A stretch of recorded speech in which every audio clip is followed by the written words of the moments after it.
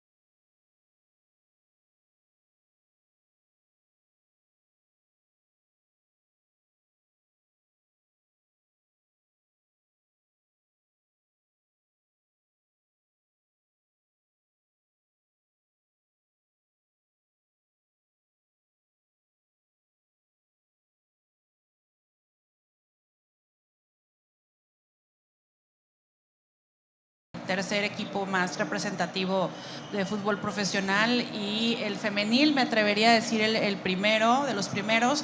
Y pues bueno, la verdad que yo creo que algo que hemos aprendido en el camino, que me ha tocado particularmente a mí desde el inicio, que me tocó iniciar el proyecto de la Fundación de Tigres, es la importancia de las alianzas, ¿no?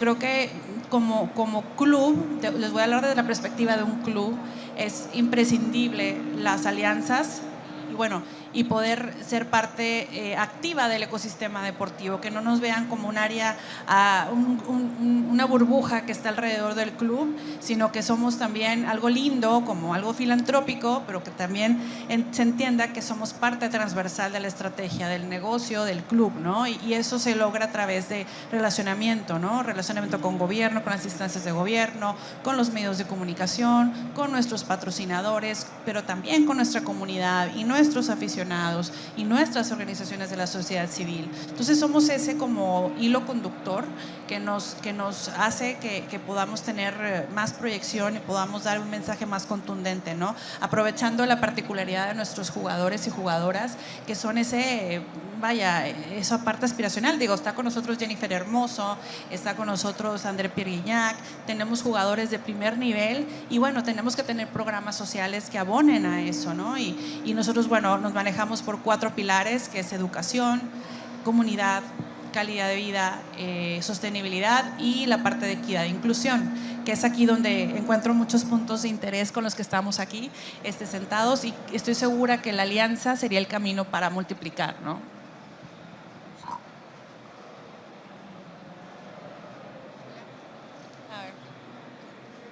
Hola, muchísimas gracias. Evidentemente, alianzas, ¿no? Voy aquí tomando palabritas para que después podamos elaborar alrededor de ello. Bueno, Marco, por favor, la palabra es tuya ahora.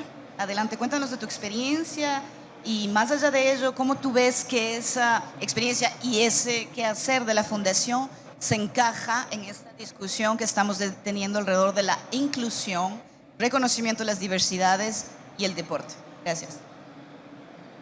Laureus trabaja donde hay riesgo de exclusión social. Y exclusión social no es algo intangible, no es algo difícil, es muy difícil de definir, pero también son cosas muy concretas y que afecta a muchos sectores de la sociedad. Significa no tener acceso a estructuras deportivas, no tener amigos, no tener recursos para hacer un campamento de verano. Hablando de mujeres y jóvenes, significa que con 12 o 13 años sabemos que las mujeres abandonan el deporte a una tasa mucho más alta de los hombres porque hay una presión invisible de la sociedad. Exclusión social significa muchísimas cosas. Y lo que intentamos hacer nosotros es intervenir con el deporte para evitar todo esto. Y creo que también lo que hacen las asociaciones, las instituciones que están en este panel y que tenemos aquí, es lo mismo, simplemente cada uno con sus instrumentos. Y lo que sí que tenemos que hacer, que Giselle estaba diciendo muy bien al principio, es poner juntas esas experiencias. Ahora sabemos que en España, y son números del Instituto de Estadística, 1 de cada 3 niños está a riesgo de exclusión social. ¿Qué es lo que acabo de decir? No es algo, como decir, sabemos exactamente lo que es. Y creo que si España, y no es el único país en Europa que está en esta situación, tiene este problema, es algo que tenemos que abordar con urgencia. Lo que hace Laureus claramente es usar el deporte, ofrecer actividades deportivas gratuitas a estos niños que vienen de contextos muy vulnerables, pero también usarlo ¿para qué? Para cambiar el efecto que la exclusión social tiene con los jóvenes y en la sociedad. ¿Qué significa, por ejemplo, tener herramientas para la vida, mejorar las performances escolar y formar a ciudadanos de mañana? Y eso es muy importante y creo que eso sí que tenemos mucho en común. Muchísimas gracias y por haber mencionado varios factores fundamentales que deben ser, yo lo digo tal cual, atacados de tal manera que podamos deconstruir esos imaginarios sociales que, eso, son construcciones sociales, así como fueron construidas, pueden ser deconstruidas, ¿no? Y las juventudes es fundamental, vamos a volver a ello. Bueno, queridísimo amigo, hace un momento nos decían, nos daban pues tras bastidores las instrucciones de cómo debíamos hacer toda la cuestión protocolar y dicen a Juan Pablo, bueno, tus compañeros van a proceder de esta manera, yo pensé, pues tus compañeros de lucha, porque aquí yo creo que estamos también escuchando a Marco en una especie de lucha que debemos, una batalla constante, ¿no? Que tenemos que pelear porque han habido muchos retrocesos lastimosamente, pero estamos aquellos y aquellas que queremos que haya progresos a pesar de esos obstáculos que encontramos. Y Juan Pablo es uno de nuestros aliados más importantes en la UNESCO, si no el más en la región para esta labor que hacemos. Por favor, compañero de lucha, la palabra es tuya. Muchas gracias, compañera y queridísima Giselle. Pues el Banco de Desarrollo de América Latina y el Caribe hace desarrollo, no hace favores y es un banco. Entonces, ¿por qué tendría un área de inclusión de personas con discapacidad? ¿Por qué tendría una gerencia al mismo nivel de las otras gerencias que hacen infraestructura, que hacen energía, que hacen grandísimos proyectos de puertos y ese tipo de cosas? Pues ahí hay una gerente también de inclusión, género y diversidad. Y es porque CAF se dio cuenta que esta es una oportunidad de desarrollo, ¿sí? Que promover la inclusión de las personas con discapacidad, de las mujeres y de la diversidad étnico-racial es activar actores de las economías que los países necesitan para desarrollarse. En discapacidad solamente la Organización Mundial de la Salud dice que somos el 15% de la población. ¿Cómo un país que quiere desarrollarse no va a activar al 15% de su población para que produzcan al Producto Interno Bruto? Pero es una lucha, como tú dices. Esto pasa por evangelizar dentro del mismo banco, porque el presidente y nuestro vicepresidente Cristian, que oyeron esta mañana, pues son nuestros champions más fuertes y ellos creen. Pero de ahí para abajo hay otras personas que de pronto estaban en un paradigma anterior y dicen, bueno, pero ¿esto qué? Ahora tenemos una fundación dentro del banco, ahora hacemos caridad, y resulta que no, lo que estamos haciendo no es políticas de asistencia, sino entendiendo a las personas con discapacidad como sujetos de derecho. Y eso cambia totalmente el paradigma. Y bueno, Susana, que trabaja con personas con discapacidad, se sabe el grito, nada sobre nosotros sin nosotros. Eso es un lema importante de la Convención de Naciones Unidas y pues CAF lo sigue, no solo porque estamos personas con discapacidad liderando los equipos de inclusión, sino que eso es lo que buscamos también en nuestras contrapartes. Ahora, ¿cómo hacemos para que sea cierto eso de que las personas con discapacidad son motores de desarrollo? Desarrollando estándares.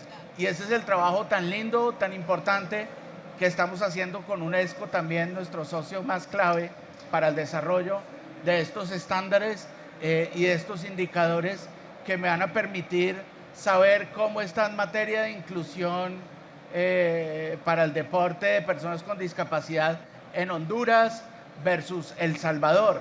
Si tengo unos indicadores estandarizados que me dan una ruta para yo saber dónde poner los dólares y hacer que esos semáforos rojos pasen a amarillos y que los amarillos pasen a verdes. Entonces, seguro que no lo vamos a poder hacer solos, necesitamos de socios técnicos muy serios y muy calificados como UNESCO, necesitamos de los comités paralímpicos nacionales que también son nuestros socios porque están en el terreno, porque son las mismas personas con discapacidad que se enfrentan a las brechas y también a otros actores privados. Es un ecosistema, que fue la palabra que tú usaste y que me pareció tan poderosa. Es un ecosistema donde hay muchos carriles y cada uno tiene un rol distinto. Y bueno, el nuestro es ese de financiar, pero de financiar de una manera inteligente, entendiendo los estándares técnicos que hacemos con socios como ustedes y con socios como el gobierno de Chile también, que ha sido tan estratégico y el gobierno más clave. Es un privilegio poder trabajar con el ministro Pizarro, con Andrea y con el resto del equipo. Muchísimas gracias, Juan Pablo. Y bueno, tengo que decir un poquito desde la perspectiva, ya no de moderadora, sino de haber trabajado y seguir trabajando de la mano con la CAF en la implementación de estos indicadores, es que, bueno, Juan Pablo está siendo quizás un poquito modesto, porque a medida que vamos perfeccionando la metodología, que todavía necesita varios ajustes, nos damos cuenta que es una herramienta de mucha, mucha valía, especialmente para ministerios, para secretarías del deporte. Y celebro que aquí esté el ministro de Deporte, pues, porque cuando yo me reúno con las diferentes autoridades responsables del quehacer del deporte, la actividad física, la recreación, etcétera, en los diferentes países del mandato de la UNESCO, de las primeras cosas que nos solicitan en tanto que organismo multilateral a la UNESCO es, bueno, necesitamos evidencia nosotros como secretarios, como ministros de deporte, para poder llegar al Consejo de Ministros y decir a Hacienda, mira, si por $1 que tú me das de inversión, el rédito va a ser 4, no necesito más argumentos de convencimiento. Y esto es lo que queremos nosotros proporcionar a los ministerios de deporte, ¿no?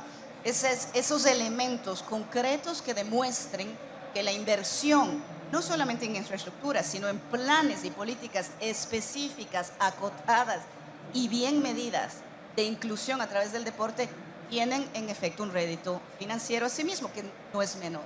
Entonces, este es nuestro quehacer conjunto. No es fácil. Las estructuras nacionales, lastimosamente, en América Latina, tienen muchas carencias, las cuales hacen que se nos hace muy difícil poder recolectar la información. Y por eso también aprovecho esta plataforma para hacer un llamado a los diferentes gobiernos, de tal manera que, pues, por un lado, nos abran aún más las puertas de las diferentes instancias, pero también entiendan que es fundamental poder tomarse el tiempo de trabajar en estas dimensiones que son en efecto de desarrollo social, económico y sostenible. Bueno, nos quedan 10 minutos, pero creo que a mí me han dicho que nuestro panel gozaba de 5 minutos más. Yo creo que son 15 que tenemos. Y pues paso la palabra aquí a Susana nuevamente. Muy abiertamente, Susana, ¿qué te inspira esta primera presentación, este primer intercambio, desde la perspectiva tuya institucional? Pues mira, yo creo que se han tocado temas tremendamente relevantes. Yo creo que lo que tú mencionas como batalla, que peleamos todos y que por las instituciones en las que orgullosamente trabajamos, estamos hablando de legado. Nosotros trabajamos en el día a día para generar un legado, para potenciar o para impulsar un cambio sistémico. Y esto yo creo que es lo más importante de todo. Y está claro, por lo que han ido mencionando los compañeros, que nos necesitamos. Y yo creo que muy, muy importante también, que ha tocado Juan Pablo y que acabas de mencionar tú, es que toda nuestra labor, además de ser bonita, además de construirse sobre valores indiscutibles, desde hace algún tiempo es rentable. Y esto es importantísimo. Tú lo decías, Giselle. Nosotros, por ejemplo, en el Comité Paralímpico trabajamos desde hace muchos años para que, además de ser bonitos e inspiradores, seamos rentables, porque esto es fundamental para que las compañías como la de Juan Pablo nos puedan apoyar, para que Hacienda se crea que esto es importante y, bueno, y para la sostenibilidad. Por delante incluso, si me permitís, de la sostenibilidad tanto medioambiental como la sostenibilidad en términos de inclusión, la sostenibilidad social, está la sostenibilidad de la organización. Tenemos que poder mantenernos y esto pasa por una profesionalización trabajada que nos permita defendernos en el terreno económico de las compañías y de las instituciones públicas.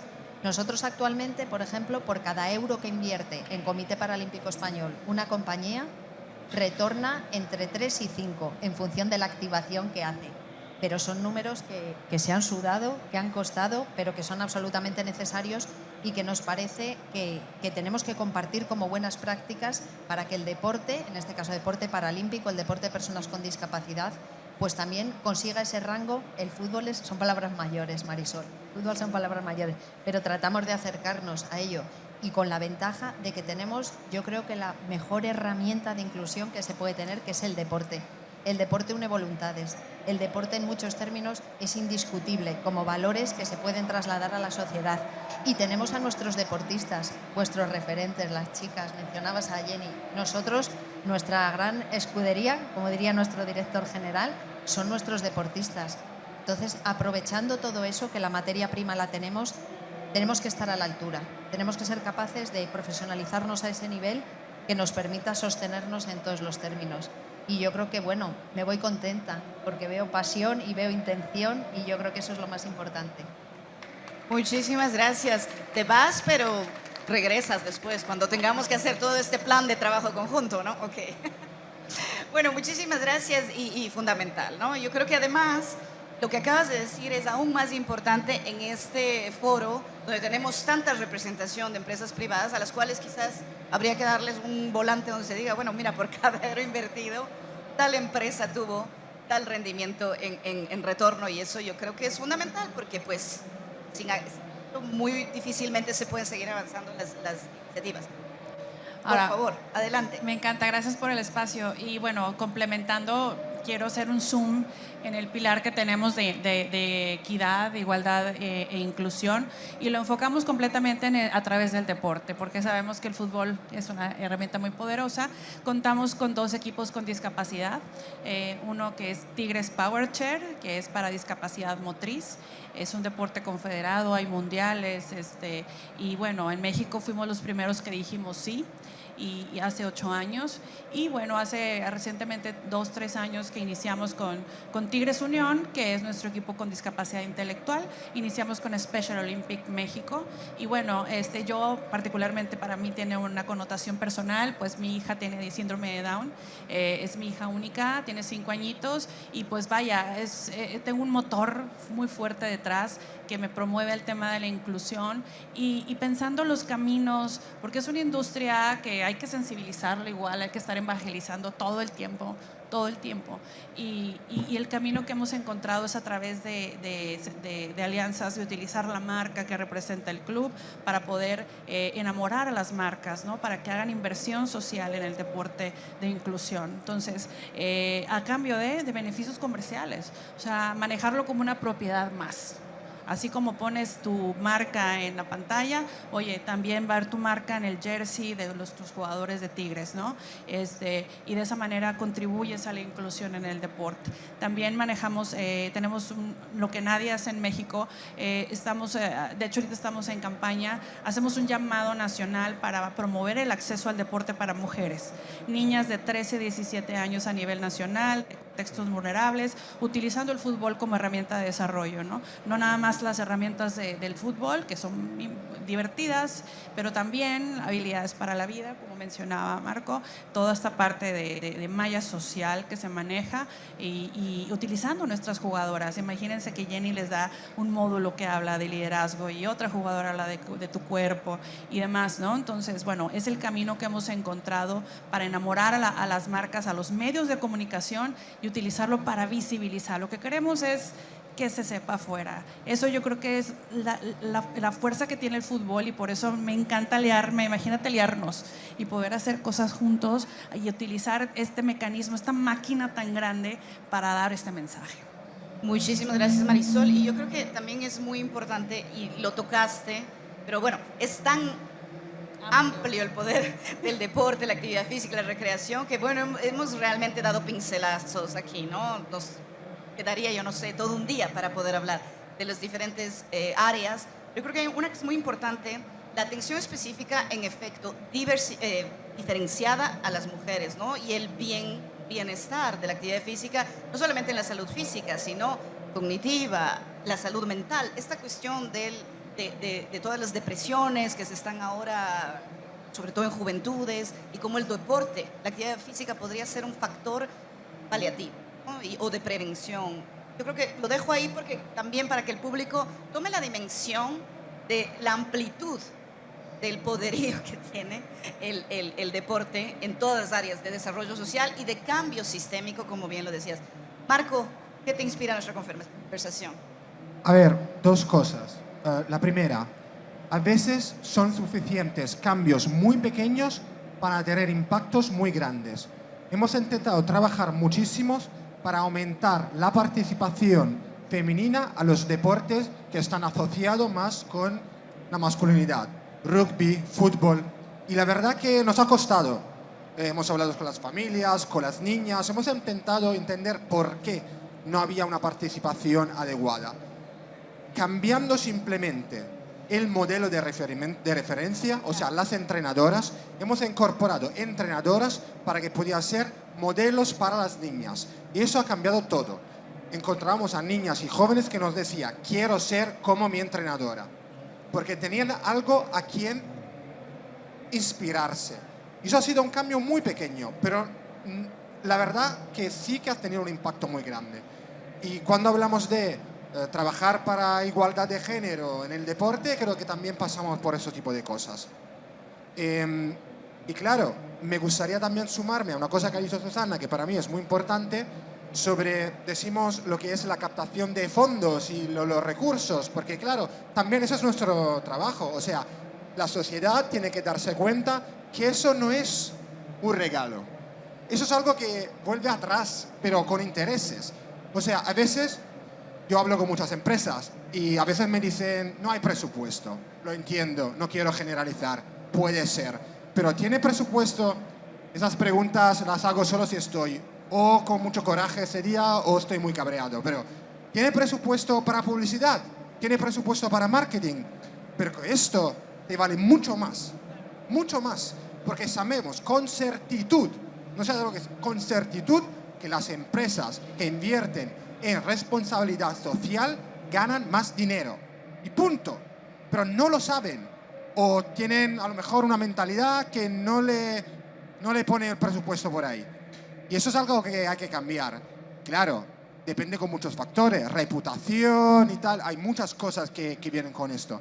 Entonces, claramente, invertir en esos tipos de cosas tienen efectos de largo plazo. La sociedad cambia, mejora y mejorando, mejora todo. También el entorno de lo que es el business y las empresas. Entonces, yo creo que quería tocar esos dos puntos porque son dos cosas que creo que se hablan y que son dos partes esenciales. Excelente, muchísimas gracias. Y tenemos, yo creo, lineamientos que se están como acentuando ya para poder trabajar en común y hacer esa abogacía tan urgente. Juan Pablo, por favor. Giselle, a mí me inspira la gente. Yo creo que esto pasa por tener champions, ¿sí? No es tanto las instituciones, sino las personas dentro de las instituciones. ¿Sí? No es UNESCO como una cosa ya grande de Naciones Unidas, sino Philip, Giselle, las personas que aman su trabajo y se lo toman en serio. ¿Sí? Son las Andreas Naveas del mundo, que dicen yo estoy acá en el ministerio, el ministro Pizarro cree y nos da línea y nos deja y por eso nos vamos a tomar esto en serio.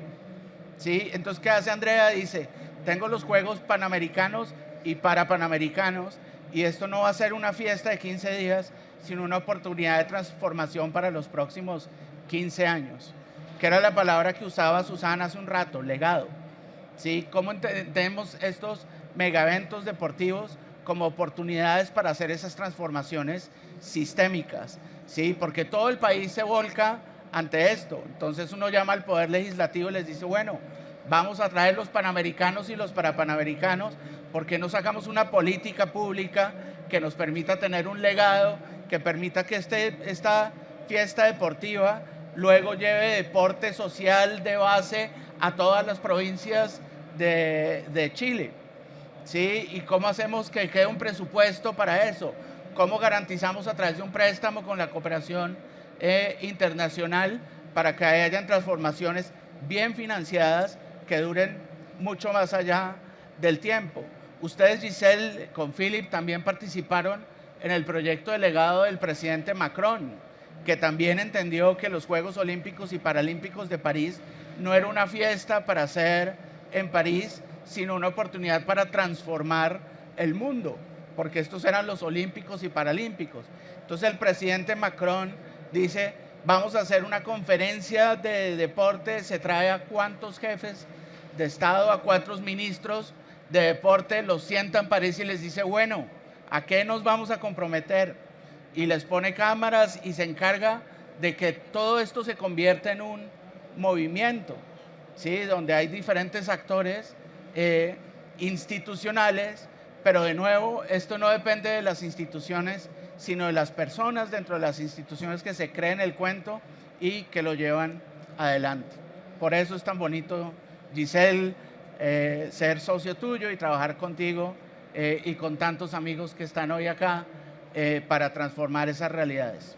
Muchísimas gracias, Juan Pablo. Y qué bueno que aquí, y utilizando tu misma jerga, estamos los convencidos, las convencidas, pero tenemos que salir a convencer. Y es ahí donde está el reto, pero yo creo que con lo que hemos escuchado hoy, nuevamente haciendo quizás referencia al público aquí presente, que sepan que lo que hemos tocado lo hemos abordado, pero realmente muy superficialmente por el tiempo, ¿no? La cuestión del legado es fundamental y tenemos al país campeón en América Latina aquí con mucha humildad además, porque pues siempre están presentes encabezada la delegación por el ministro, con la maquinaria que tiene detrás, como tú decías, Andrea, muchísimas gracias por ello. Y es lo que también permite que otros países se apropien de las iniciativas, porque eso es fundamental. Lo que tú decías y lo que decíamos todos. Todos podemos estar trabajando desde nuestras diferentes instituciones y perspectivas, pero los Estados miembros, los países tienen que apropiarse, hacer suyos estos esfuerzos y continuar en la sostenibilidad, porque sin ello, pues estamos arando en el mar, ¿no? E importante si hay aquí otros representantes de Estado, por favor, entender que es su labor también, como representantes de los diferentes pueblos, apropiarse de esto, tomar la temática del desarrollo a través del deporte seriamente y actuar. Entonces, quizás ese es el llamado, y gracias por haber mencionado, y con esto cierro, el momento tan especial que tuvimos la suerte desde la UNESCO vivirlo, al tener el privilegio de tener nuestra sede en París, pero aprovechamos esa coyuntura de los Olímpicos y Paralímpicos 2024 para ser llamados a la acción. Y tenemos un llamado a la acción de París específico que construye, ¿no? Y que desarma y da los elementos de esa dicotomía entre deporte, inclusión social, discapacidades y evidentemente desarrollo sostenible. Así que invitarles a todos y a todas a que consulten nuestro llamado a la acción. Es un llamado de acción global, es un llamado de acción del cual derivan otros que hemos trabajado conjuntamente de manera regional, y por ello pues invitarles a ser socios y socias de este esfuerzo que queremos hacer colectivamente para generar cambios reales. Muchísimas gracias y muchas gracias por habernos escuchado.